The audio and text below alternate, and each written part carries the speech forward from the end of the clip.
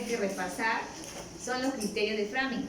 Criterios de Framingham. ¿Cuántos son los mayores, los menores? Saber diferenciarlos, sobre todo los mayores de los menores.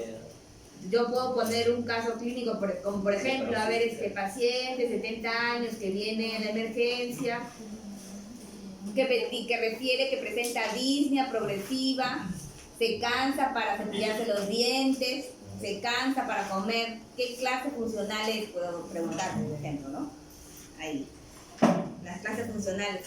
¿Qué clase? Ustedes tienen que ver si es clase 1, 2, 3, 4 o es estadio A, B, C o D. Casi los estadios a veces se confunden mucho, eso no pregunto, pero al menos la clase funcional. Yo les dije que la clase funcional 1 no tiene síntomas, ¿no es cierto? Está como nosotros, como un sedentario. La clase 4 supone que está en pre-shock, que está totalmente, que se cansa Hasta sentado. ¿no es cierto? El 3 a esfuerzos mínimos y el 2 a moderado. No, peinarse no es perdón, a esfuerzos mínimos no es peinarse. Perdón, si ese es 3 y 4. El 4 ya está en shock. Estoy confundiendo usted, yo estoy con hambre. Entonces, eso les puedo preguntar. El Framingham, en insuficiencia cardíaca, en Framingham, el criterio de Framingham, y qué clases funcionales son. Si él tiene disnea moderada o está, no lo sé, pero más o menos voy a poner así. La siguiente clase, ¿cuál fue? El del doctor Sañero del EKG, no creo que vaya a preguntar, a lo mucho preguntar en un EKG normal, saquen la frecuencia, el eje, pues, ¿no? Si le piden el eje, es muy probable que si le piden el eje, va a haber una isodifásica. Utiliza la regla isodifásica. O si no, ya pues si uno y ABF están en positivo, el complejo, sobre todo la onda R es positiva, ya el eje está de 0 a 90. Entonces ya ustedes ponen el eje está normal, de 0 a 90, ya no de 30 a 20, de repente ya al menos le falta algún puntaje. Pero no sé exactamente si va a preguntar un EKG normal, ¿no? No creo. Y la siguiente clase, ya de Framingham, de eso de insuficiencia cardíaca, tienen que saber los síntomas de insuficiencia cardíaca. Es un síndrome, recuerden. ¿Qué hay, no? No van a poner, puedo poner así cosas descabelladas para que ustedes no marquen. No tienen que ser, yo por ejemplo nunca pondría, o sea, yo no pondría hinchazón de piernas, ese tipo de cosas. Si por ejemplo es para llenar, que cosa que no creo, al menos yo no he mandado preguntas para llenar. Pero si es para llenar, no me vayan a poner, por ejemplo, en vez de poner edema, no van a poner hinchazón de piernas. O sea, tiene que haber términos médicos, si no, no va a haber ni un punto. ¿Ya? La siguiente clase de ahí, ¿cuál es? ¿De usted? No, o sea que sigue el juego. Valvulopatía mitral y tricúspide. Ya, de la valvulopatía mitral, ustedes tienen que saber que la etiología más frecuente en el adulto, ¿cuál es? La fiebre reumática. Entonces, ustedes nunca van a olvidar, si la fiebre reumática ataca mi válvula, es mitral, aórtica, tricúspide y pulmonar. Si por ejemplo ahí pueden preguntar, ¿es la válvula más atacada por la fiebre aórtica o es la que más se afecta a la pulmonar? No, por ejemplo, excepto, por decir, no van a marcar la pulmonar, ¿no? Claro. Recuerden la mitral y la aórtica, la tricúspide, y así van en ese orden. Si la aorta está dañada por fiebre reumática, es muy probable que la mitral también. Casi no van a la par, porque es más frecuente la mitral. Entonces, ahí les pueden preguntar eso. Después, de repente un soplo, puede ser que le puedan poner son pequeñitos, si le ponen casos clínicos, son de 4 o 3 líneas nada más. Por ejemplo, un soplo, ¿cómo sería el soplo de la mitral si está en estenosis? Por ejemplo, mujer con fase, no creo, ¿no? Porque es antiguo, no sé si le habrá dicho Margarita Gutriel, con fase Margarita Gutriel. Y presenta soplo diastólico 3 de 6 en foco mitral. ¿Cuál alternativa siguiente es la más adecuada? ¿Estenosis o insuficiencia mitral? Sistólico. Es un soplo diastólico 3 de 6 en foco mitral. Estenosis.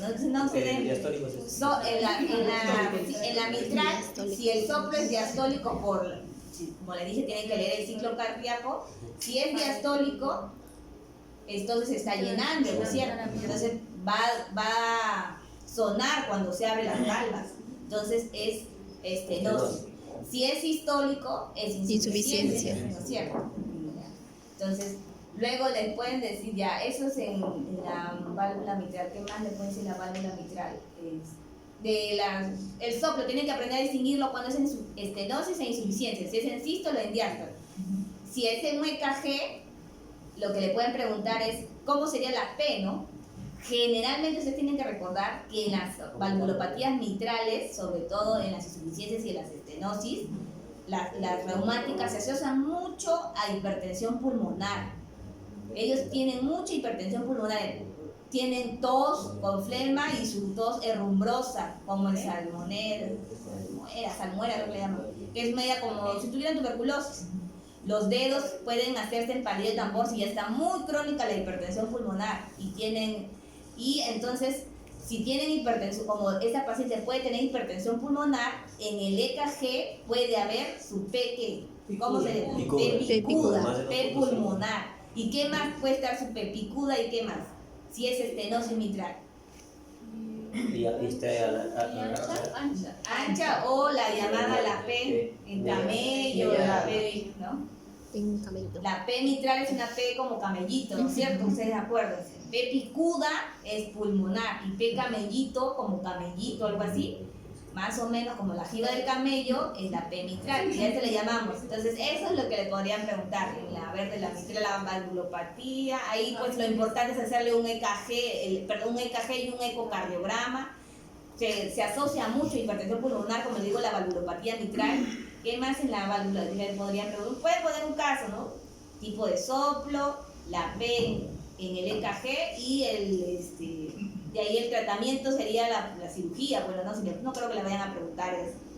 Lo otro que podrían preguntar también es en los fármacos, me olvidaba. Yo no voy a preguntar mucho eso, pero de repente vaya a ser que el doctor Carrasco, bueno, él también va a poner algunas preguntas así adicionales, entonces pues generalmente casi siempre preguntan, es ¿cuáles los medicamentos de línea de insuficiencia cardíaca, ¿no? Entonces no hay que olvidar que los diuréticos es uno. ¿Quiénes han demostrado mejorar la morbimortalidad? Es los YECA, los ARA y los betabloqueadores selectivos, ¿no es cierto? Entonces ahí o pueden poner un betabloqueador selectivo excepto, ustedes ahí ponen, ¿qué van a colocar?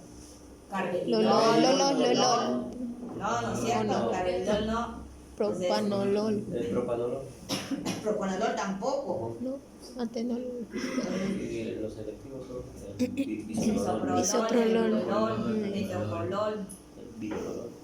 Eso generalmente pueden por ejemplo, le pueden poner, es un fármaco que ha demostrado mejorar la morbimortalidad del paciente. La digoxina no, por ejemplo. No. La furosemida tampoco. No, ahí si le ponen morbimortalidad le van a poner seguro un betabloqueador selectivo, el YECA, losartán, enalapril, le pueden poner espironolactona. También la espironolactona mejora la morbimortalidad del paciente de insuficiencia cardíaca. Entonces eso también pueden poner. Ya, entonces eso le podrían poner, por ejemplo, ¿no? Casi yo, por ejemplo, no he puesto preguntas de fármacos. Pero no es el que lo toca Carrasco haga su chocolateo y le vaya a venir esas preguntas. Entonces, de la tricúspide, la etiología más frecuente es la fiebre reumática, son las funcionales.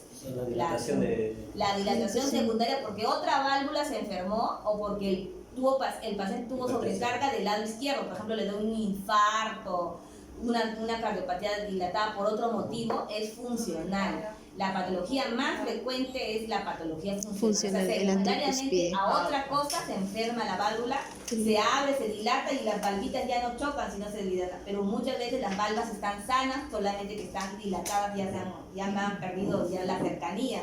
Entonces eso le pueden preguntar. Luego las otras que le siguen son ya las etiologías ya congénitas, ¿no? Pero eso no, por ejemplo, eso no es mucha pregunta, pero sí les pueden preguntar, a ver. ¿Qué más le podría preguntar? ¿Qué sigue de la? Valvulopatía aórtica y pulmonar. Ya, de la aorta ustedes tienen que saber cómo son los signos y síntomas del signo. ¿Cómo es el pulso? ¿Cómo es el pulso? ¿Cómo es el soplo en la estenosis aórtica? ¿Sístole o en diástole? Recuerden que la Sí, válvula sí, órtica, sí. la aórtica y la pulmonar soplan cuando es estenosis en sístole. Y si irradia la aórtica a las carótidas, ¿ya? No vayan a... Solo la aórtica se irradia a las carótidas, ¿ya? ¿Y quién se irradia la axila? La pulmón. La mitral. mitral. La mitral se irradia, la insuficiencia mitral se irradia. A la axila. Entonces, en Las la estenosis carótidas aórtica le van a fijo, si le preguntan, le van a preguntar el pulso. Pulso. Luego el tipo de soplo en estenosis e insuficiencia. Si es insuficiencia va a ser un soplo diastólico, ¿no? Si es estenosis, un soplo sistólico. Igualito en la pulmonar. La pulmonar sopla igualito como sopla la aórtica y la mitral sopla igualito como sopla la tricúspide. Si es estenosis, las mitrales y la tricúspide soplan en diástole. Si es insuficiencia, soplan en sístole. Y al revés es para la Aórtica y la por el ciclo pulmonar. cardíaco. Si es estenosis, soplan en sístole. Ustedes recuerden, si se va a sonar cuando va a abrir, entonces es cuando abren las válvulas. ¿Cuándo abren las válvulas? En sístole de la aorta. Entonces, igual que la pulmonar. De ahí, para insuficiencia aórtica, sobre todo, hay algunos signos. Muset, martillo de agua. Eso les puedo preguntar. Quinte. Yo les dije, apréndanse mucho, porque en la aorta, en la insuficiencia aórtica, perdón, muchos hay de esos signos, y esos signos podrían preguntar, ¿no? O sea, ¿cuál es Muset, quinque, el pistoletazo, martillo de agua, el de la úvula, ¿no? Que hay diferencia, si le toman la presión, o por ejemplo le dicen, en este caso, si la presión arterial le toman a un paciente con insuficiencia aórtica, hay una amplia diferencia entre la sístole y la diástole. Una presión diferencial amplia le llaman. Entonces, por ejemplo, tiene 140-50 o 100-40, algo así. Siempre es amplia la diferencia. ¿Ya? ¿Qué más podrían preguntar en la aorta? La etiología, bueno, la más frecuente, la reumática, sigue siendo la reumática para la aórtica. La válvula bicúspide es una congénita que puede debutar hacia estenosis o insuficiencia en la adultez, y ya se comporta el soplo igualito como eso. Si es estenosis es en sistólico, si es en insuficiencia en diastólico. ¿Qué más? Ahí la válvula, la aórtica, el EKG. En el EKG de una aorta, si ustedes ven, la aorta, para que pueda bombear más el ventrículo izquierdo y pueda romper, ¿qué cosa tiene que hacer? Tiene que tener más fuerza. Y yo les dije, el ventrículo al inicio se engruesa para tener más fuerza y al final se dilata. Al final, entonces en la estenosis se va a poner totalmente grueso, y si mi ventrículo está grueso, mi EKG se va a traducir como signos de hipertrofia ventricular izquierda, ¿no? Entonces podemos ver que puede haber bloqueo completo de rama izquierda, pero generalmente, ¿qué cosa es? Socoló positivo. ¿Cómo es el socoló? ¿Cómo es eso?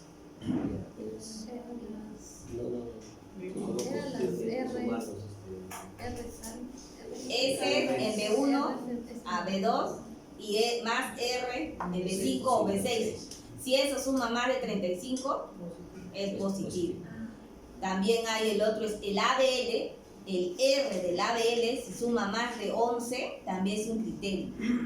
¿Qué más hay? Si ustedes ya se olvidan, ustedes van a recordar, ven como algo profundo en las caras derechas, que es las caras derechas de B1 a B3, y en las caras izquierdas, que yo le llamo de B4, B5, B6, ven unas R's altas, gigantes, uno hacia abajo gigante y otro hacia arriba gigante, a eso, y encima sopla, y a esa es una hipertrofia, pues se olvidan, porque el EKG a veces me puedo olvidar, pero más o menos en la foto de mi mente yo puedo ver algo hacia abajo profundo, con unos segmentos profundos y R altas, es por algo está hipertrofiado.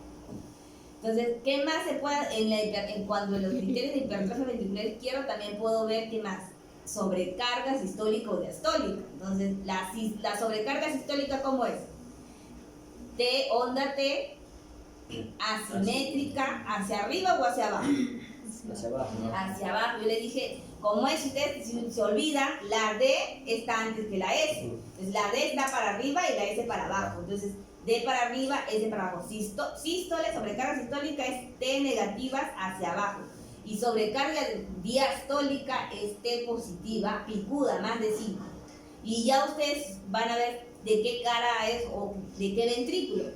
De B1 a B3 es el ventrículo derecho y de B4 a B6 el ventrículo izquierdo. Eso es para las sobrecargas, ¿ya? Porque cuando nosotros vemos la sonda, el segmento ST, en isquemia es otra cosa, las caras del corazón, ¿eh? No vayan a confundir. Si yo les hablo de el corazón derecho es de B1 a B3, el corazón izquierdo de B4, B5, B6. Ese es para las sobrecargas sistólicas.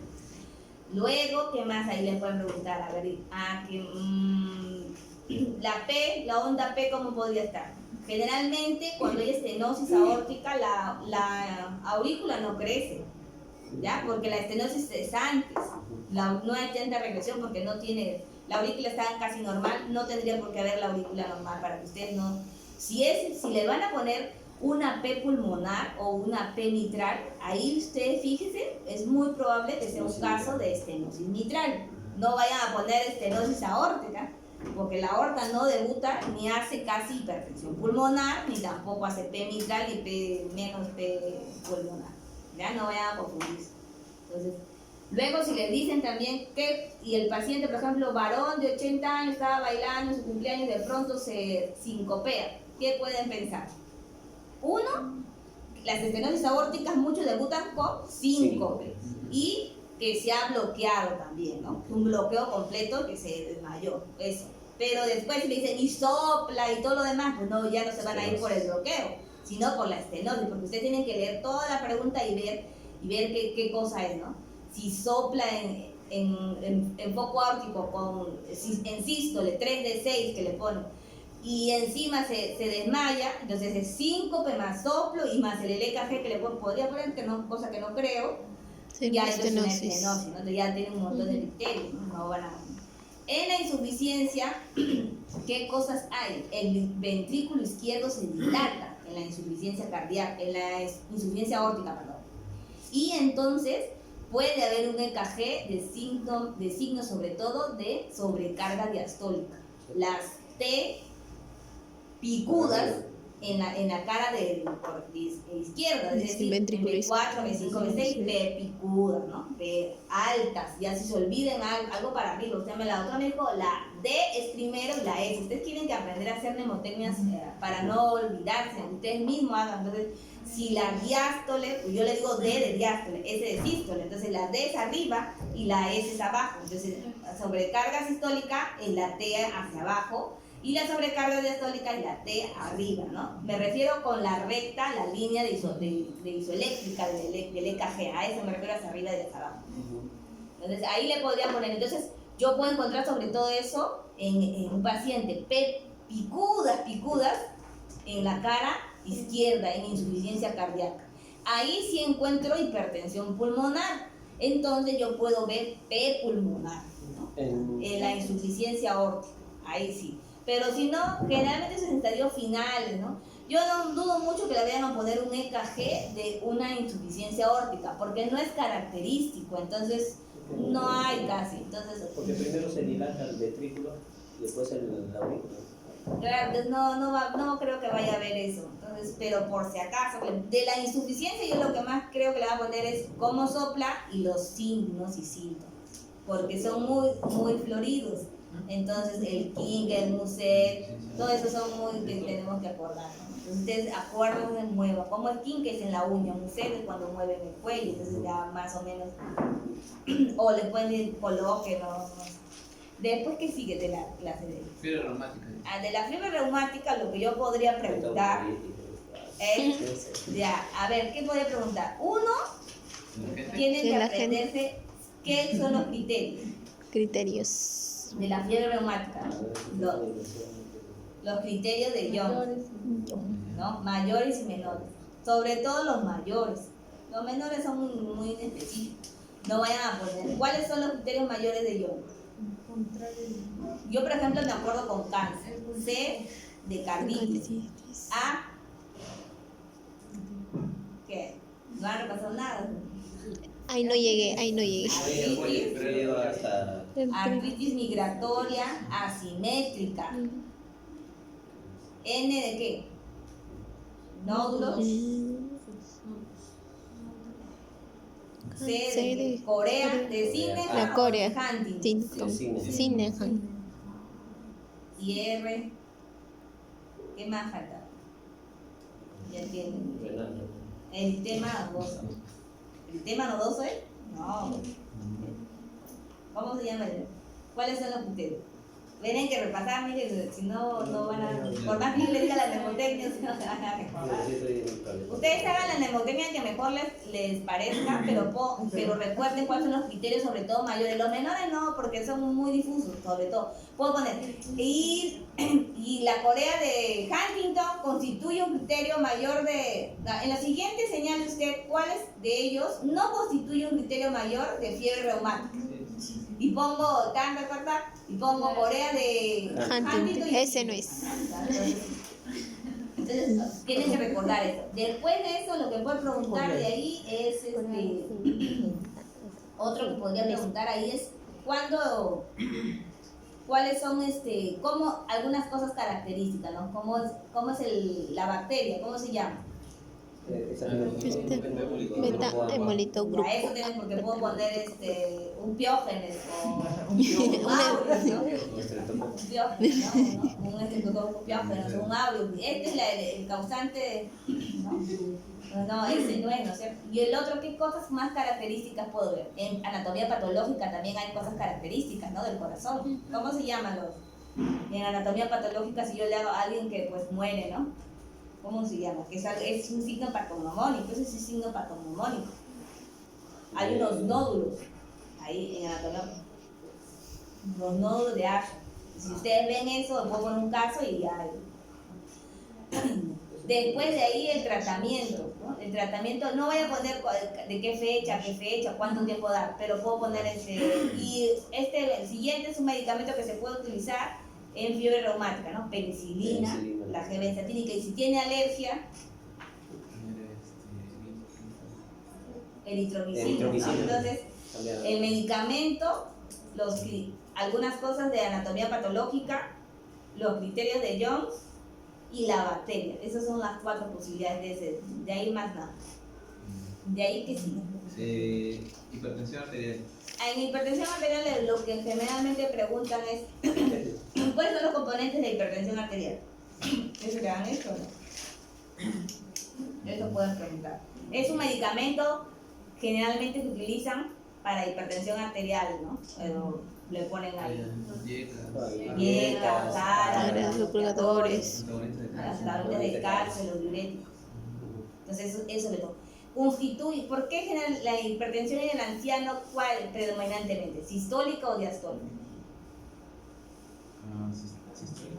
No, es la diastólica. Es la hipertensión diastólica que predomina. ¿Y por qué en el anciano hay? Porque hay rigidez, ¿no es cierto? Rigidez de las arterias, rigidez de las arterias periféricas. Entonces, por eso, ustedes han visto el signo de Crista-Galli, se llama cuando ven la arteria, la humeral, como un cordón de calcio. Cuando ustedes alguna vez, sobre todo en emergencia, le van a sacar un AGA y su arteria se mueve y parece un cordón.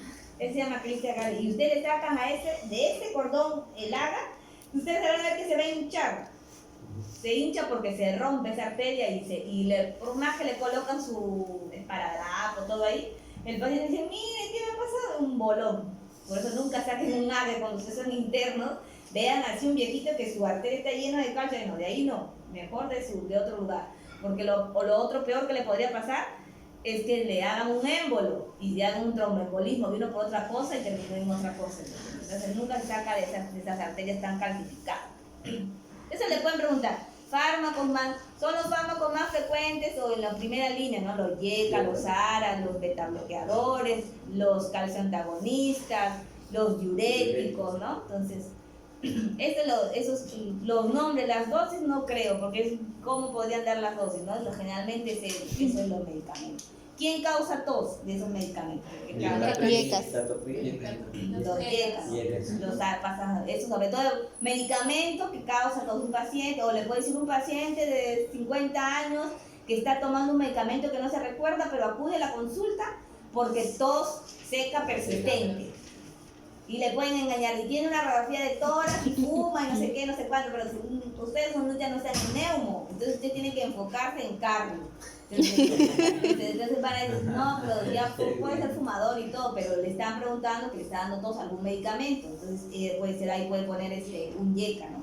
¿Los Sara también dan tos? Sí, pero más frecuente los yeca, ¿no? Entonces, ahí le estarían o un captopril o un enalapril le estaría dando. Entonces, ¿qué hacer? Se le retira, nada más. Eso le podrían preguntar en hipertensión. ¿Qué más le puede la hipertensión muy, muy severa, ya la de Nerva, ¿no? Le operan el riñón. Eso no creo que le vayan a preguntar.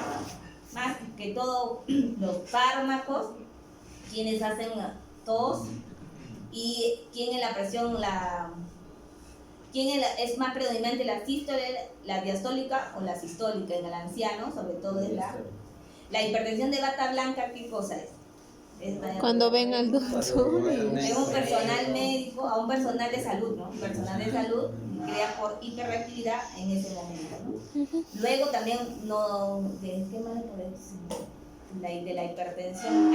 Que la hipertensión es un factor de riesgo asociado para muchas cosas más, ¿no? Da infarto de miocardio secundario, tenemos un tipo 2. Termina con insuficiencia renal crónica. ¿Y qué más da la hipertensión arterial? Una causa muy frecuente de una arritmia, de un tipo de arritmia, la fibrilación, eso, ¿no? La hipertensión arterial se asocia a un tipo de arritmia cardíaca. Fibrilación. Entonces ahí, de las siguientes, ¿cuál es la arritmia cardíaca más asociada a hipertensión arterial? Le vamos a ver un montón. Es la fibrilación arterial. Listo. Igual que la obesidad. La obesidad se asocia mucho a la fibrilación auricular, pero la hipertensión le gana a la obesidad. ¿Sí? Y de ahí, ¿qué sigue? Hay arritmias, taquiarritmia y periarritmia. De las arritmias, lo que la pueden preguntar es de las taquiarritmias, la taquicardia supraventricular, ¿no? Generalmente, yo dudo, como no creo que sean tan malos los doctores de darles KGS y esto, ¿no? Porque en general hay un montón de tipos de taquicardias de TPCB, o sea, es un grupo y dentro de eso hay un montón. Entonces, generalmente una TPCB, como le llaman, así le pueden decir TPSB, generalmente es cuando te dice es un paciente que tiene ritmo, ¿cómo sería su ritmo? Frecuencia cardíaca, taquicárdica, que se asocia a signos vasovagales. Signos vasovagales son sudoración fría, lo que le llaman, náuseas, vómitos, una gana de desvanecimiento, y se inicia de inicio súbito y fin súbito. Yo, por ejemplo, estoy caminando y de pronto tengo como que me desestabiliza un náuseas, vómito y ¡fuah! Se me va a los 30 minutos. O toso y se me va. Eso se llama la TPCB, ¿no? De inicio y fin súbito. De repente le puedan preguntar eso, ¿no? Por eso me dicen que los tipos de volar. Claro, pero eso, solito también ellos pueden toser o pujar, entonces pueden hacer. Entonces, si le preguntan una TPCB, es un paciente varón, siempre son jóvenes, generalmente 20 años, que estaba sentado en el parque y de pronto sintió palpitaciones taquicárdicas, y de pronto comenzó a sudar, tuvo náuseas, vómitos y después se va. ¿Cuál es la arritmia más frecuente? La taquicardia supraventricular y su sigla, o sea, entre paréntesis puede ponerle TPSB, ¿no? De inicio y fin súbito, dura 30 a 20 segundos y dan mucha náusea y vómito porque la frecuencia cardíaca que llega generalmente es 180 a 200. Y cuando uno llega a eso, da rápidamente signos vasovagales, que son náuseas, vómitos, sudor frío y una gana de desvanecer. Luego, ahí pueden preguntar la fibrilación auricular. Si le ponen un EKG, ¿cómo es el EKG de la fibrilación? A diferencia del ustedes no hay P, ¿no es cierto? Ustedes tienen que ver. ¿Dónde pueden ver la P bien? En D2. Y en ABR también se ve bien, y en B1. En B1 se ve una P isodifásica antes del complejo QRS. Entonces, si no veo ahí la P y no veo por ningún lado, y encima es así medio irregular, no tiene ninguna forma, esa es una fibrilación. Viendo y lo confirmo con mis complejos QRS, pongo mi hojita y voy midiendo ahí qué distancia tienen. Si son irregulares, ya está completamente confirmado que es una fibrilación auricular. La fibrilación auricular puede ser de ritmo normal o preservado de 60 a 100, porque ese es el ritmo normal del corazón. Fibrilación auricular baja o respuesta ventricular baja es menos de 60 y alta es más de 100, a la farba que llamamos, ¿no? Entonces ya, ahí ¿qué medicamento se da? Amiodarona, digoxina, propafenona, ¿no? Dependiendo. Entonces usted que la anatóxido cuando está en farba. Pero el medicamento que no hay pierde, que se da para todas las arritmias generalmente, es la amiodarona, ¿no? De ahí le podían poner un EKG de flúter. ¿Cómo es el flúter? En serrucho, ¿no es cierto? Es como la tejita también de un techo. No sé si alguna vez has visto un techo, sobre todo en la sierra hay todavía las calaminas, igualitos así, y su complejo QRS, así como onditas y complejo QRS. Entonces ahí está. Y eso se ve bien bonito en las derivadas inferiores, en la cara inferior. En 2-3 veces se ve bien bonito el serrucho. Si ustedes tienen duda si es una FA con un flúter, van a las derivadas de la cara inferior. 2-3 veces, si ven ahí bien bonito las onditas, eso es un flúter, no es una FA, porque a veces confundimos, ¿no? Eso es lo más. Si de esas dos arritmias, del capítulo de taquicardia supra, pueden preguntar la TPCB o el flúter o la FA. No creo que pregunten otra más, pues más cosas más difíciles. De las bradiarritmias, ahí sí. ¿Qué podemos preguntar? Del síndrome de taquibradi, que es taquicardia y bradicardia. Entonces, de pronto se sube la frecuencia cardíaca, de pronto se baja la frecuencia cardíaca, ¿no? Y puede estar en fibrilación auricular también, ¿no? Entonces ahí, pues, el tratamiento para ellos es colocación de marcapasos. En los bloqueos, ¿cómo es el bloqueo de primer grado? PR mayores. PR mayor de 200 de 0.20, ¿cierto? ¿Y cómo está el PR? ¿Se va alargando o es constante? Constante, ¿no? Si el PR vale 280 por decir, o 0.28, en todos va a valer 0.28, 0.28, 0.28, ¿no? Y eso es. Ese paciente se sincopea, se desmaya, ¿no es cierto? Generalmente toma asintomáticos, a menos que tenga un PR pues totalmente prolongadazo, ya pues ahí no, pero a eso no se le preguntaría, ¿no? No se sincopea y no requiere más marcapasos. El bloqueo AB de segundo grado. Hay dos tipos, ¿no es cierto? No olvidar. MOVIX 1 y MOVIX 2. ¿El MOVIX 1 cómo es? Las PRs van prolongándose un poco. Ustedes tienen que encontrar, de pronto el PR, no las ondas P, PR, ¿no es cierto? Las PR van prolongándose hasta que ya no conducen y el siguiente nuevamente conduce. Ustedes hagan su mnemotecnia. Van prolongándose, no conducen y el siguiente ya conduce y otra vez va así, ese ciclo vicioso. En el MOVIX 2, el PR es constante. Entonces, así yo me acordaba en pregrado. Unas conduces, otras no conduces. Unas conduces, otras no conduces, algo así. Y si es de bloqueo, eso. Entonces, lo más importante para saber diferenciar un MOVIX 2 de uno de tercer grado es que el MOVIX 2 tiene PR constante. ¿Y cómo es el PR en el bloqueo de tercer grado? No existe, pues porque la P va por donde quiere, cae encima de la misma P, va juntitas de encima de la T, dentro del complejo, por cualquier lado, va como loca por todos lados. No tiene correspondencia, ustedes no van a ver un PR constante, porque a veces se pueden confundir. Entonces ustedes ven, miran bien, tiene PR, si ustedes tienen, ya, de primer grado no se van a confundir porque solo es el PR. De segundo grado, el MOVIX 1, tampoco, porque de pronto se va alargando y uno ya no conoce. El problema es que se confundan del MOVIX 2 con el 3. Entonces, ¿qué hacen? ¿Será 2? ¿Será 3? Entonces usted dice, bien, voy a ver, la doctora me ha dicho que vaya a ver el PR. Si hay PR y es constante, ya ni busquen las otras 3. Ese es un MOVIX 2. Pero si la P está por donde sea, va por antes o después de correr, va como una loca, eso es un tercer grado, ¿ya? No vayan a... Eso podría preguntar, ¿no? De las arritmias, ¿qué signos puedo preguntar más? ¿Qué signos han encontrado ustedes cuando que se sincopea? ¿Quién se sincopea? A partir del MOVIX 2. El MOVIX 2 en adelante. El MOVIX 2 y el 3 se sincopean, o sea, se desmaya súbitamente. ¿Qué más hacen? Yo les dije, eso voy a preguntar en el examen. No les voy a decir, pero eso voy a preguntar en el examen. Yo les dije hace la clase que dicté. Y ya la tercera vez, de la tercera. ¿Qué le dije que hacían? Sus pacientes, mi segundo grupo, yo le pregunté.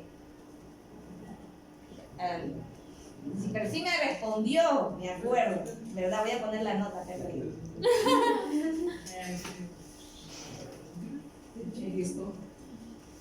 No, Chain Stock es otro. ¿Ustedes se acuerdan de los Chicle Adams? Sí. Stock Adams. Entonces ahí se olvida, ustedes se acuerdan, la doctora Chicle Adams, algo de Adams, no sé, loco Adams, como sea, ustedes saben, algo de Adams, ¿ya? Pero algo de Adams por ahí. Eso se presenta en MOVIS 2, pero mucho más frecuente en tercer grado. De pronto el paciente está en emergencia, bloqueado, tercer grado o MOVIS 2, de pronto está bien, 40, 35 y de pronto y voltea los ojitos hacia arriba, porque no hubo flujo momentáneo de sangre del corazón hacia el cerebro, pero por segundos, porque si no se muere. Es como un tipo de convulsión, ¿no? Entonces, eso se ve, toqueada, se ve en tercer grado y en MOVIS 2, pero mucho más frecuente en tercer grado. Y eso significa que requiere un marcapasos de urgencia. Entonces, ya, ¿qué más hacen? ¿Qué signos más hace un tercer grado? Ustedes que pueden ver si está un paciente en su cuerpo, ese paciente tiene un bloqueo de tercer grado. Y a eso ya no vemos mucho porque casi no son tan delgaditos, casi la mayoría de pacientes, bueno, ya no son tan gordos, pues hemos engordado mucho. Entonces, antes se ve, bueno, sí también se ve cuando alguien tiene una región cervical amplia, el pulso venoso de la yugular. Se ve como si estuviera saltón la yugular. Y a eso se llama ondas a cañón. ¿Ya? Entonces, si ustedes ven que ponen a ondas a cañón, un electro que está una peloca y un estoqueada, ¿qué cosa sería? Tercer grado, ¿no es cierto? Entonces ya hasta más ya no se puede. Entonces ya, eso se podría preguntar, ¿no es cierto? Entonces, luego de ahí, de las arritmias, son básicamente esos tres, ¿no? Yo no pienso preguntar un bloqueo de primer grado. En principio ya hablo de escala. No voy a preguntar. Ya no pregunten eso. Entonces, esa parte ya lo que podría preguntar es uno de segundo grado o uno de tercero, cualquiera de los dos. Y ahí, en esa parte, ustedes tienen que ver bien qué cosa le digan. Esa es. Luego de ahí, ¿qué más viene de ahí? La hipertensión pulmonar, perdón. pulmonar y pulmonar. De la hipertensión pulmonar, el pulmón y el corpo pulmonar. En la hipertensión pulmonar es el EKG. No hay mucho hay que preguntar. Solo si preguntaría algo es el EKG. P pulmonar. El tratamiento es el sildenafilo. Si ustedes ven algo de sildenafilo, es hipertensión pulmonar. Ya. ¿Qué más de ahí pueden preguntar? Que con sus dedos en la cronicidad, hipertensión pulmonar crónica, los dedos también. Anillo de tambor. Eso sí podría preguntar. Tienen tos como tuberculosis, ¿no es cierto? Tos con salmonela, ¿cómo es salmonela? Salmonela esto es tos con escudo rosado, incluso rojo, ¿no? Sanguinolento, como hemoptisis. Incluso se puede poner hemoptisis, porque es como si hacen hemoptisis, porque hacen bronquiectasis esos pacientes. Entonces, ¿cuál es la causa más frecuente de hipertensión? La segunda. Bueno, en cardiopatías, las congénitas hacen mucha hipertensión pulmonar, las congénitas. En valvulares, la mitral es la que hace mucha hipertensión pulmonar. Entonces, no voy a preguntar esto, pero básicamente es. Después, en cor pulmonar es una patología extrema de la hipertensión pulmonar. ¿Pero de qué tipo? De tipo 1, ¿no? De la hipertensión arterial pulmonar tipo 1. No corresponde la congénita, ¿no? ¿Qué significa cor pulmonar? Que mi lado derecho del corazón se ha dilatado y tiene repercusión hemodinámica por culpa de mi pulmón. Pero no tengo ninguna mi válvula, mi lado izquierdo no ha sido el culpable. Yo no puedo decir tiene cor pulmonar porque tiene estenosis mitral.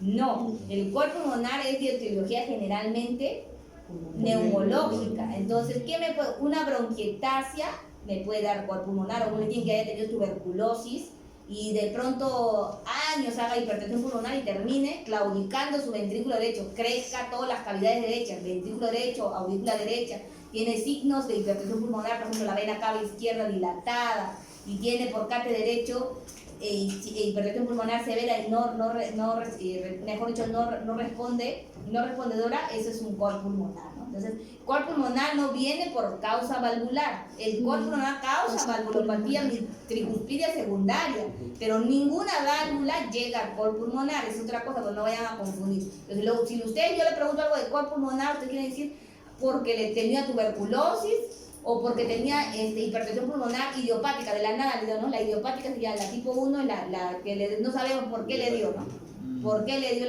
o por fibrosis, por ejemplo? Fibrosis pulmonar termina mucho en col pulmonar con el pasar de los años. Y ya ahí no tiene nada que ver las válvulas. Tía, acuérdense, cuando es col pulmonar, algo se afectó su pulmón y le afectó al corazón derecho. ¿Ya? Por él. ¿Qué puedo ver en col pulmonar? Cuando signos de síntomas del corazón derecho. ¿Qué se ve? Como la foto, una vieja gorda, así una viejita gorda, todo edematosa, ¿no es cierto? Histérica, con el hígado hinchado y todo, con varices y las piernas hinchadas, ¿no es cierto? Así es lo clásico, ¿no? Si la pregunta es lo clásico, es eso sí, para que se acuerden.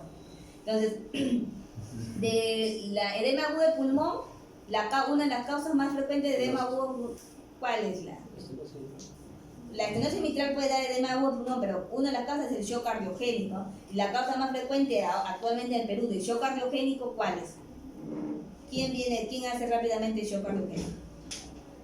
¿Qué frecuentemente ven en la emergencia? Alguien que se infarta.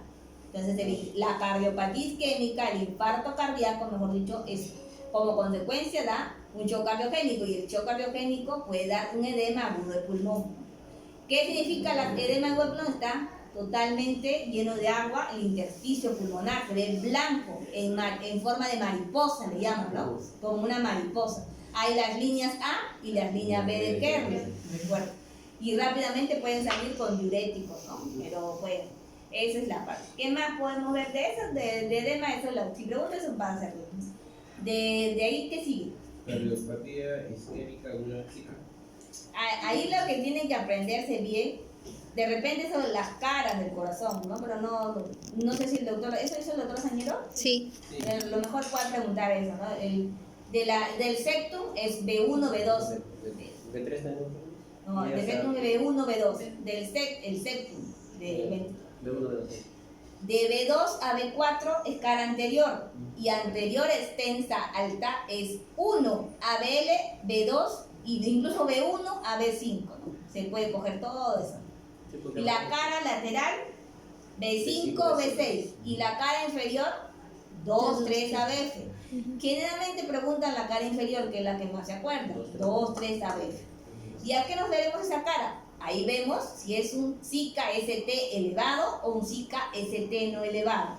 ¿Qué diferencia hay entre SICA e infarto? Yo les dije. Entonces, si yo digo, por ejemplo, es un paciente que viene de 70 años, diabético, con dolor torácico típico, yo le digo, es un paciente, el dolor torácico es típico, le hago un EKG y tiene el ST elevado en 2, 3 ABF. ¿Qué pueden decir hasta ahí? Entonces, ¿qué es? Un síndrome coronario agudo, que sus siglas son SICA, ST elevado, de cara inferior. Le tomo las enzimas, salen positivas, troponina o CPKMB. Entonces, ahí, ya con eso cumple el criterio. Cumple infarto agudo de miocardio, de ST elevado, de cara inferior. Entonces, cuando no hay enzimas, yo llamo SICA, ¿ya? Pero para llamarle SICA yo tengo que tener un electro correspondiente y ¿qué más? Clínica, ¿no? Tiene que tener clínica de dolor típico, ¿no? Entonces, ¿qué más podemos ver ahí? Y entonces, cuando le llaman y le ponen y lo trombolizan, a eso le llaman embolizar. ¿Quién se tromboliza y quién no se tromboliza? Hay a los crónicos, de ST no elevado, no se tromboliza. No, pero es que no son crónicos los ST Ah, no, el no elevados. ST no elevado. El ST elevado, el infarto, porque los zicas no se trombolizan, ¿ah? Ustedes tienen que tener el diagnóstico de infarto. El infarto sí se tromboliza. Sí. El infarto ST elevado es el que trombolizo. ¿Quién más trombolizo? Pero el tromboembolismo pulmonar cuando está en shock cardiogénico. Entonces, yo trombolizo, uso alteplase, streptokinasa en infarto de miocardio ST elevado y tromboembolismo pulmonar. Los ST no elevados, siendo zicas o infartos, yo no los liso. ¿Por qué? Porque dentro del síndrome coronario, el zika ST no elevado, ¿quién está? Hay dos patologías ahí. La angina inestable y el infarto de miocardio ST no elevado. Entonces yo no puedo lisar esas dos. No olviden, yo no liso, yo no lo voy a... Le hago cateterismo, le pongo stent, le operan del corazón, otra cosa, tratamiento médico, pero no le hago trombolisis. ¿Ya? Entonces, eso, después del tiempo en que le podían 3 horas, las 3 primeras horas yo puedo colocar un stent y me da la mayor tiempo de evidencia de que va a mejorar el paciente. Entre las 6 primeras horas yo liso, porque tampoco voy a trombolizar que cuando ya tengo infartado un día, ¿no? Ya hasta las 6 primeras horas es la evidencia donde dice que si yo le aplico el alteplase a mis infartos de miocardio ST elevado, va a mejorar. Ya pasa esas horas, ya no debe hacerse porque no tiene, entre hacerlo y no hacerlo, ya no hay mucha evidencia. Entonces mejor no lo hago porque puedo sacarle un trombo de otra parte del cuerpo y puede morir. Entonces, de esa parte del infarto es lo más importante, ¿ya? Entonces de ahí no olvidarse la diferencia entre zika e infarto y luego Solamente es el análisis, ¿no? O sea, El otro tengo sí. el cuadro diagnóstico, la clínica y el EKG. el EKG, y en el infarto tengo que tener los marcadores cardíacos. Los marcadores cardíacos. Ya hay otras cosas más como es ecocardiograma y todo, pero si no, pero lo más importante es los marcadores. Es muy importante. Entonces de ahí que sigue La de cardiopatía isquémica crónica y angina estable. ahí desde la cardiopatía isquémica crónica ya es el paciente que está infartado y que le ha dejado alguna secuela, ¿no? Insuficiencia cardíaca, generalmente algunos se quedan con función sistólica reducida, ¿no? ¿Qué medicamento se da en el infarto? En el agudo tienen que darle enoxaparina, que es un anticoagulante, se da los 7 primeros días. Luego doy ácido acetilsalicílico 1 año. No, ¿ves? Van a poner eso, dar 1 año, no. Se da de por vida. El ácido acetilsalicílico en un paciente que ha tenido un infarto, sea elevado o no elevado, le hayan lisado o no lisado, se da de por vida, a menos que tenga una gastritis, úlcera péptica, algo que no pueda recibirlo. Lo siguiente que se da, el clopidogrel o la antiagregación doble. ¿Por qué? Por 1 año, ahí sí se da 1 año, ¿no? Entonces, aspiclopi, que le llamamos aspirina clopidogrel, 1 año. Enoxaparina, los 7 primeros días del infarto. ¿Qué más doy? Bisoprolol, ¿no? ¿Qué más doy? Si tiene función sistólica baja, yecas, aras, puedo dar espironolactona si la FEBI menos de 35. ¿Qué más doy? Para pintar sus arterias. ¿Con qué pinto las arterias? Pinto, para que sean más bonitas, pero no las mejoro porque están llenas de grasa ya. Vamos a atorvastatina, ¿no? La atorvastatina como que pinta las arterias, pero no le saca la grasa, ahí se queda la grasa. Le doy eso 1 año, 80 es lo ideal, ¿no? Pero a muchos no toleran y finalmente están 20, 40. Lo importante es que sepan que se da atorvastatina. Eso, atorvastatina, bisoprolol, ácido acetilsalicílico y clopidogrel. Ya si está en insuficiencia cardíaca, damos los otros, si no, no. Nitratos se da si les duele. Si no les duele, no les doy los nitratos, porque los nitratos causan mucha cefalea. Entonces, si no les duele, yo no les doy nitratos, nada, no les doy nada de eso. ¿Qué más le podemos saber? Y si necesita operar, se lo mando a operar, si no le mando a poner su stent. ¿Quiénes se dan mucho nitrato? En las anginas. la angina inestable, que es una angina que va creciendo el dolor, ¿no es cierto? Generalmente, y no cede al reposo, se va incrementando, así como la clase funcional. Si antes me dolía al hacer un esfuerzo físico moderado, ahora a pequeños esfuerzos, me duele. Y va a incrementar, y demora en parar el reposo. Esa es una angina inestable. La angina de Price-Metal, Así Es una colación Es como un espasmo. es un espasmo de la arteria, generalmente producto por el frío, a mujeres que le da por el estrés. Y por ejemplo, hay jugadores, hay personas que a veces nunca han tenido, de edad joven, ¿no? Que nunca han tenido un problema cardíaco y de repente hacen un infarto, o sea, hacen una muerte súbita, ¿no? Por infarto. Pero ahí ¿cuál es la causa más frecuente en un deportista? Un congénito. ¿Cómo se llama la cardiopatía? Que es una miocardiopatía. La miocardiopatía hipertrófica es la causa más frecuente de muerte en atletas, en una persona de alto rendimiento, Y en jóvenes que no hacen... en muerte súbita, También. porque las miocardiopatías hacen arritmias malignas y por eso mueren. Los futbolistas que ustedes han visto ahí, generalmente ha hecho miocardiopatía y si su corazón está completamente sano en ese joven, más que un infarto le da una arritmia maligna. Hay tipos de taquicardias ventriculares muy malignas que te da y ya no te dan chance de cardiovascular. Pero generalmente cuando ven y ya post-mortem ven, la causa más frecuente de muerte en la población joven y que se dedica a deporte de alto rendimiento es la miocardiopatía hipertrófica.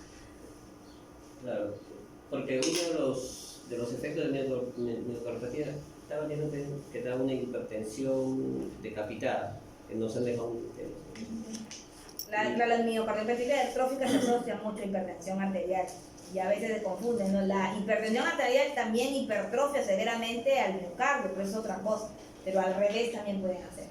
¿Qué es la hipertensión de capital? La sistólica se baja, pero la diastólica Al revés de la insuficiencia, más o menos como al revés. Entonces, estamos en la angina inestable.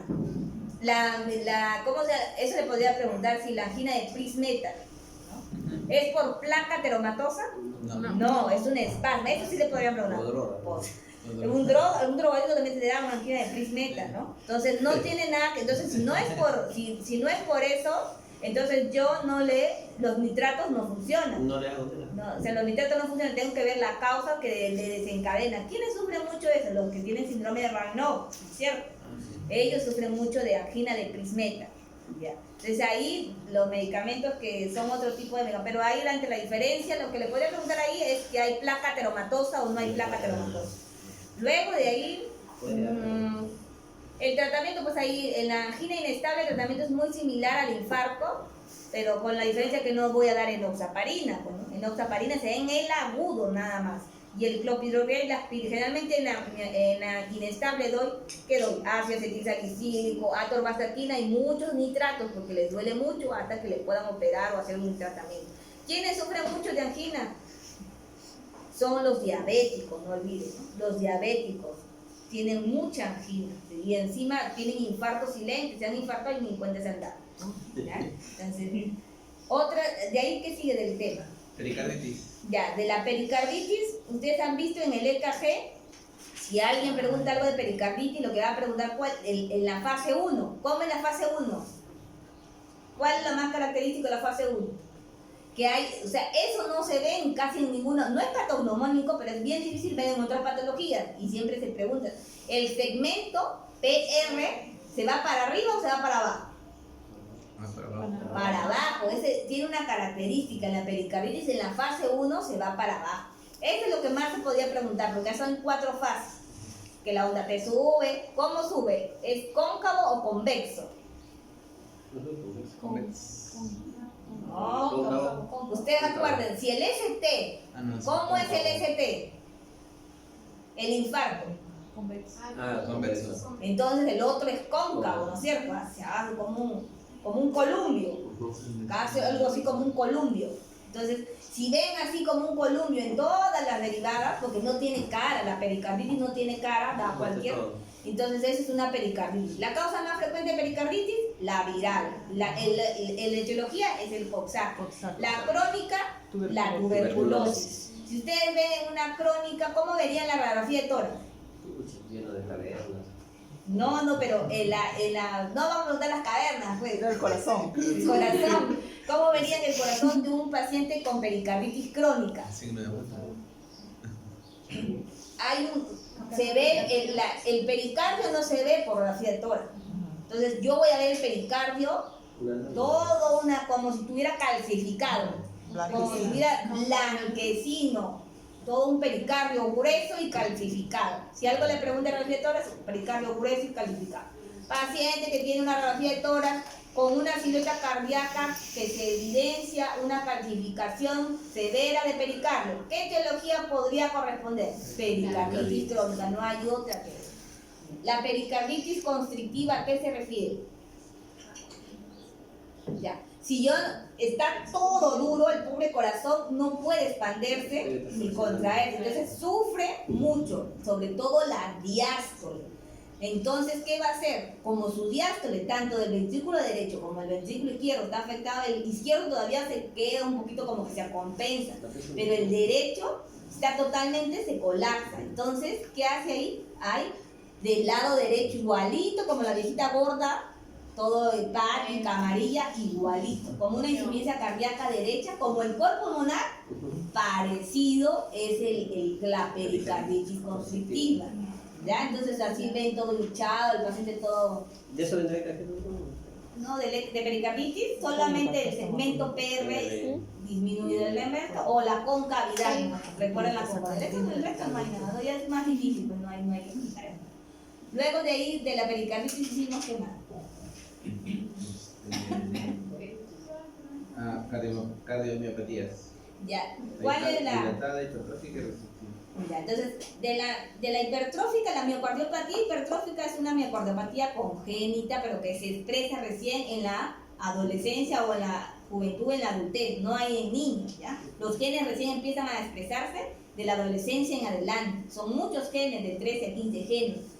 ¿Cómo se caracteriza? Un ventrículo izquierdo o ventrículo derecho también. El ventrículo derecho también se puede hipertrofiar, pero el que más se hipertrofia, se pone totalmente grueso, es el izquierdo.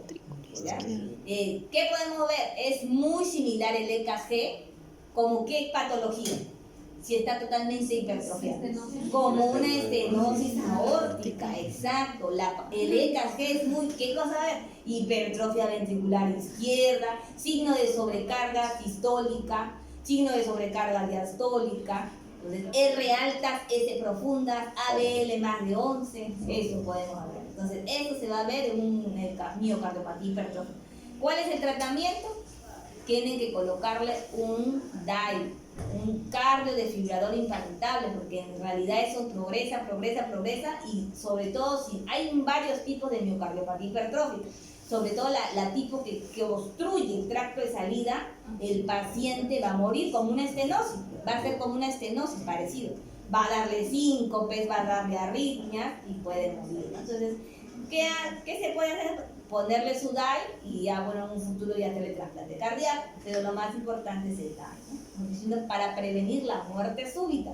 ¿Qué más tengo que ver en eso? Tengo que ver cómo es congénito, se hereda en genes, tengo que, muy probablemente alguien más en mi familia tiene esa enfermedad, tengo que hacer el cribado, es decir, tienen que estudiarlos a sus familiares más cercanos, hermanos y padres, ¿no? Porque alguno de ellos puede estar y no haya debutado. Entonces, ¿qué más?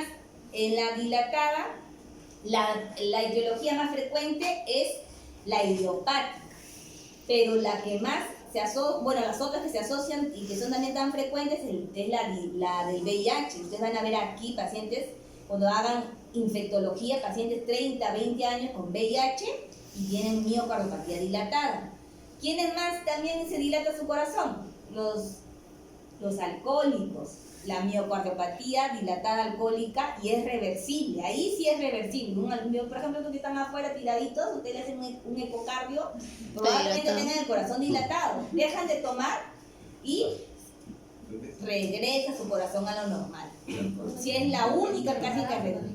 El embarazo también, la pericarditis periparto también, ¿no? La miocardiopatía periparto, hay pericarditis periparto. Es menos frecuente, pero sí también regresión, ¿no? ¿Qué más podemos ver ahí? Algunas, esas son las etiologías, o sea, su corazón solito, no tiene válvulas, ahí no va a haber estenosis, porque si no la estenosis puede ser la causante. ¿Qué cosa habría ahí funcionalmente? Insuficiencia, ¿no? Porque se va a dilatar y se van a separar las valvitas. Entonces ahí puede haber si hay soplos de insuficiencia y funcionales, no son estructurales. ¿Ese sería soplo diastólico? No, porque depende. No. ¿Dónde está? Depende de dónde está. Claro, recuerden dónde está.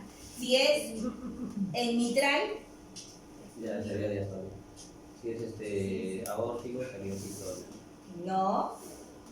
La aorta sopla en sístole, Sístole. en estenosis. Está confundiendo. No, tiene razón. Eso tiene que seguir el examen bien, porque no van a fallar todas las partes de las válvulas, van a fallar. Aunque sean humanos, se lo copian, no se acuerdan. Eso se hace cuadrado, ¿no?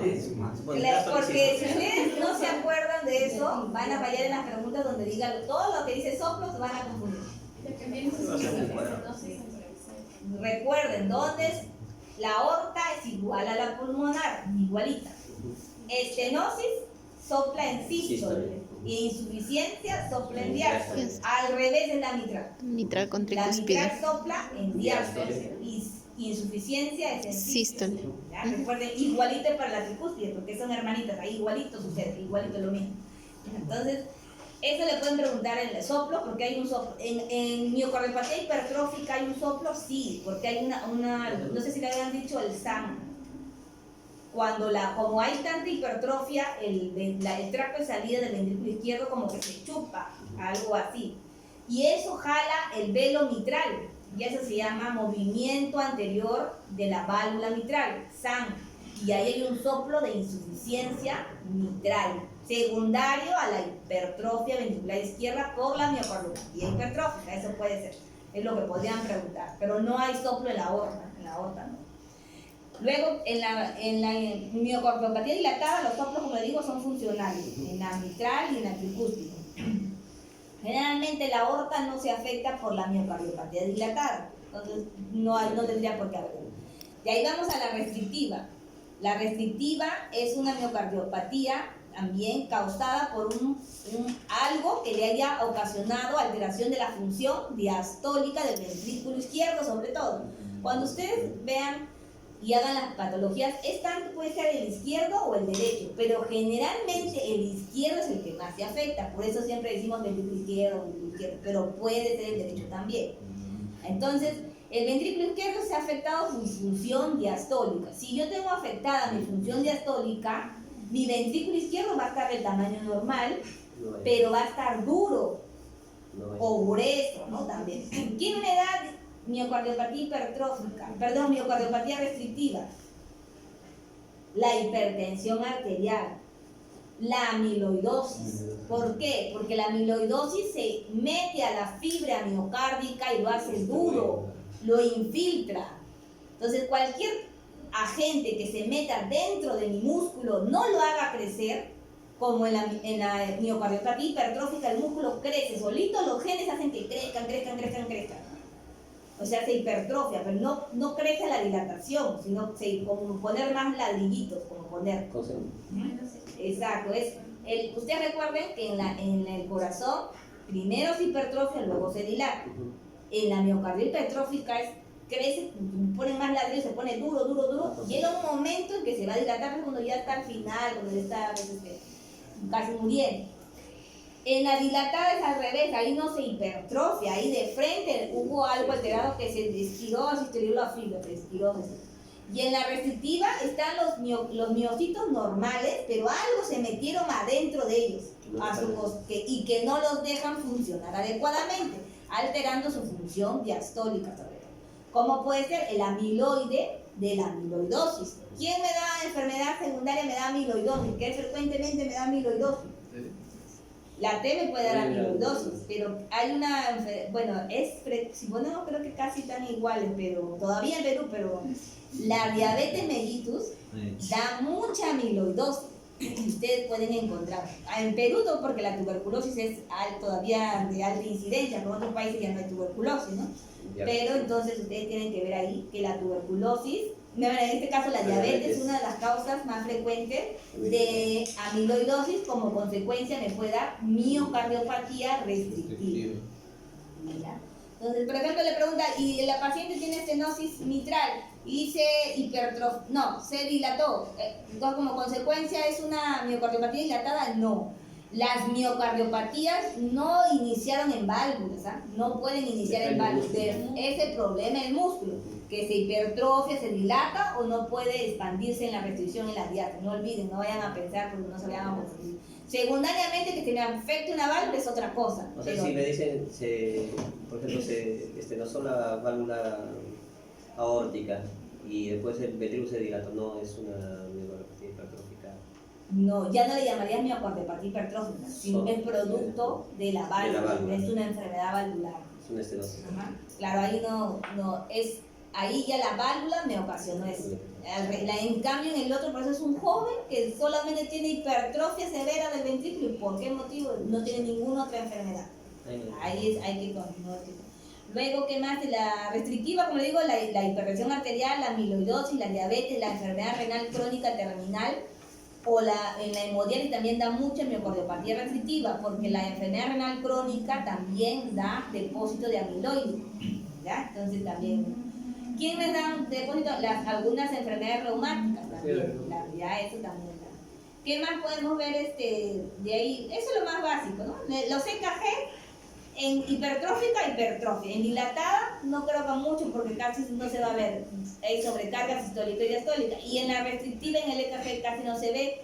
Porque ¿qué podemos ver en la restrictiva? Hay algo característico en el EKG. La P crece mucho. ¿Por qué? Porque las aurículas están totalmente dilatadas. En la miocardiopatía restrictiva, si ustedes le hacen un eco, van a ver unas orejas gigantes, o sea, unas De coneja. no, De ratón, de no, de Mickey Mouse. Mickey Mouse. De ratón. Porque si ustedes dicen de conejos, se van a confundir como los conejos de los bloqueos. Ahí son los conejos, recuerden. Para no olvidar. Conejo derecho o las orejitas de B1, B2 es conejo derecho, o sea, el bloqueo de rama derecha. O no siempre hay conejo, pero puede haber ancho el complejo QRS y también es un criterio, ¿no es cierto? Y conejo izquierdo es bloqueo de rama izquierda, B5, B6, ahí ustedes den cuenta. Entonces, ¿qué más podemos ver en la...? Entonces ustedes lo que van a ver en la miocardiopatía restrictiva, en la EKG, lo que pueden preguntarles una P, como sobre todo están grandes, una P pulmonar y una ahí puede ser como mitral, porque totalmente grande se ve. Picuda y ancha, picuda y anchaza, pero sin que esté tan mellada, puede ser eso, ¿no? Dependiendo de la pregunta, darle contexto a la pregunta. ¿Ya? No vayan hasta, o sea, le preguntan y no tienen, generalmente cuando le pregunta alguien mitral es una mujer, generalmente, porque pero una restrictiva, pues un anciano de, por ejemplo, 70 años y que de pronto tenga insuficiencia cardíaca y no sople, no se van a pensar y tenga un electro con una P pulmonar, no van a pensar en una mitral, no sé, una estenosis mitral, porque ahí no está soplando y no tiene ningún otro signo. ¿De dónde se agarraría? No tendrían por qué pensar. Tienen que darle contexto a todo si es una mitral, le van a poner soplo, le van a poner electro, le van a poner síntomas que tiene Margarita Gutiérrez, cansancio. Las mitrales, ¿cómo se? Tienen mucha disnea, ¿no es cierto? Ustedes acuerdan, el mitral, la estenosis mitral se cansa mucho, tiene mucha disnea. El aórtico se desmaya, ¿no es cierto? Y la tricuspidia está hinchada todo lado, como una insuficiencia cardíaca derecha, está hinchada. Entonces ustedes ven mitral, tos, disnea y hemoptisis o hipertensión pulmonar. Aórtico, desmayos e hipertrofia ventricular izquierda. Y tricúspide, signo de falla cardíaca derecha. Listo. Y la pulmonar casi ni preguntábamos porque eso casi no hay mucho, ¿no? Son congénitas, la pulmonar es congénita. De ahí, ¿qué vieron más? Endocarditis. Ya de la endocarditis es amplio, pero lo que podrían preguntar es los criterios para endocarditis y las bacterias, bueno, el HACEP de repente, y el tratamiento empírico, nada más. De ahí no. Lo que podrían también los signos, las manchas de Roth, eso Ah, es en los también. ojos. Sí. De ojos, Janeway, sí, En exacto. las Eso es uñas también. en astilla. Ah, bueno, así. Eso le podrían, entonces es los criterios, los signos y el tratamiento empírico, nada más. El resto no creo que le vayan a preguntar tanta bacteria en la vida. Hassel, a lo mucho, que quién constituye el Hassel, no, más nada de eso, no más no preguntar. Yo no creo que no dice la H de que no. ¿Hemófilos eso? No creo, no No sé. creo, Hassel nomás, no creo. ¿De ahí qué sigue? Shock radiogénico. De shock cardiogénico, lo que sí podrían preguntarles, yo les siempre en la clase les decía que es clínico, ¿no es cierto? Tienen que dar cuáles son los signos clínicos de shock cardiogénico, cuál es la causa más frecuente, es un infarto de miocardio, ¿no es cierto? El tratamiento que se da en el shock es dependiendo lo que le haya ocasionado el shock, ¿no? A veces, si es infarto, tengo que corregir el infarto, si no sigue en shock. De eso, básicamente de ahí en shock es la clínica, ¿no? ¿Qué es? ¿Poliuria o oliguria? En el shock. Oliguria. ¿Está hiperreactivo neurológicamente o hipoactivo neurológicamente? Hipoactivo. Está desaturando, puede estar bradicárdico, o ¿es peor que esté bradicárdico o taquicárdico? Sí, porque generalmente el shock cardiogénico al inicio, en las primeras fases, están taquicárdicos porque el corazón está tratando de compensar. ¿Qué cosa? La hipotensión sostenida. Tienen 80-50, 80-40, 80-20, no sé cuántos podrán tener. Esos los otros criterios de Bramwell que yo les enseñé, pulmón húmedo, pulmón seco, eso. Ahí en el shock cardiogénico están en dónde, en A, B, C o en D, ¿no es cierto? En el 4, donde está húmedo y frío, ¿no es cierto? Está en el shock. Húmedo y frío es el peor patrón, ¿no es cierto? Digamos, el mejor patrón es seco y caliente, ¿no es cierto? En cambio, el shock cardiogénico es húmedo y frío. Húmedo porque los pulmones están en edema de pulmón, y frío porque tiene hipoperfusión, ¿no? Entonces, eso, ustedes no olvidarla, esa parte lo pueden preguntar. De shock más no creo que lo pregunten. ¿Qué más de ahí sigue? Cardiopatías congénitas. De cardiopatías congénitas, como yo le dije, esa no le voy a preguntar, pues es solamente lo clásico, pues, porque es seguro. C y A, C y B, ¿cómo es el soplo de la C y A? ¿Cómo es el soplo de la C y B? Las radiografías. Dilatación Del ventrículo derecho en En C y B. C y dilatación B. todo del derecho. Ustedes en general, ¿se acuerdan que yo les dije? El C y A es todo del lado derecho. Tienen razón, ¿por qué se ríen sus compañeros? Es del lado derecho. El C y B también, a menos que estén en Seimen y se va para el otro lado. Ujú. Y por ejemplo, hay hipertensión pulmonar en estadios severos, ¿no es cierto?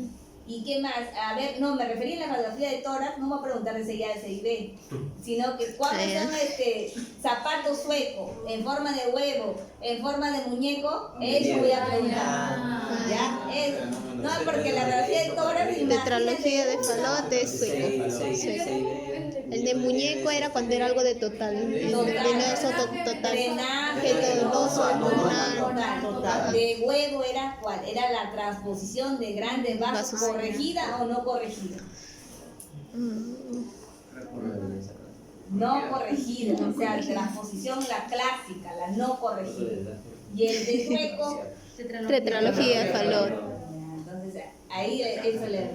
esa es la radiografía, C ya como suena, C y B como suena, más no preguntar. Y en la tetralogía de Fallot, lo que podría preguntar, ¿cuáles son los 4 criterios que debe tener? Nada más. De ahí al resto ni reparten las radiografías, los soplos, porque ese es un mundo. Y eso ustedes lo van a volver a ver más detenidamente en cardiopediatría, ya. Se van a atormentar. KG, imagínense preguntarle de eso, no es muy difícil para ustedes. No voy a preguntar. Mucho nivel para usted. De ahí, ¿qué sigue? Vasculopatía arterial y venosa. Ya, ese es el que hizo el doctor Bari, de comida positiva. Sí. Ya, de ahí, si pregunto, va a ser algo muy básico. Ahí es la parte de la claudicación. La ubicación de todos más. La claudicación. ¿Cómo se llama cuando...? No, de grandes vasos y el tacayazo. No, pero ¿cómo hay una clasificación ahí? Cuando está, cuando es normal, cuando es intermitente, cuando es en el reposo.